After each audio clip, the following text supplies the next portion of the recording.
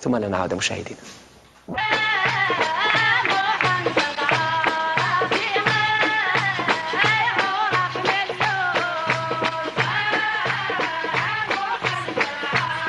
صاحبة الحنجرة الذهبية وعميدة الأغنية القبائلية، نشأت يتيمة وفي مجتمع متحفظ يحرم فيه غناء المرأة، لكن عشقها للفن جعلها تتحدى كل المصاعب والعراقيل لتجول بفنها عبر ربوع العالم وتجتاز حدود الوطن.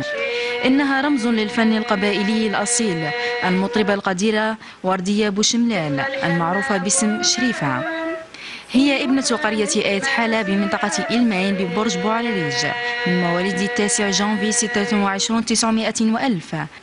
بدأت قصة حبها للموسيقى وهي في سن 7 من عمرها، فموهبتها الربانية هي التي منحتها القدرة على التأليف والتلحين، فألفت ما يقارب 1000 أغنية: أزواو، آيا زرزور، سنواء فنجان، شيخ أحداد، أشهر أغانيها على المستوى العالم.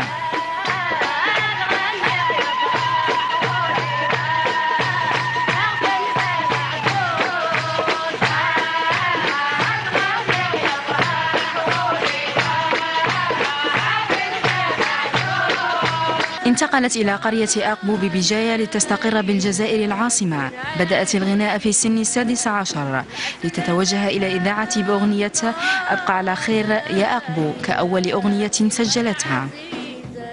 بعد 4 وفي سن 20 وقفت لأول مرة فوق المنصة لتحيي أول حفل خارج الوطن بفرنسا.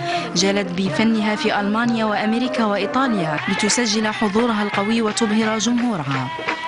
تقربت من جمهورها بجلسات الفرح النسوية، وبواسطة البندير والطار والدربوكة كسبت قلوب معجبيها. 65 سنة من العطاء في الفن والإبداع من تصميم خيالك، فأطال الله في عمرك وألف تحية تقدير لك يا أمنا الحنون، ومزيد من العطاء للفن والوطن.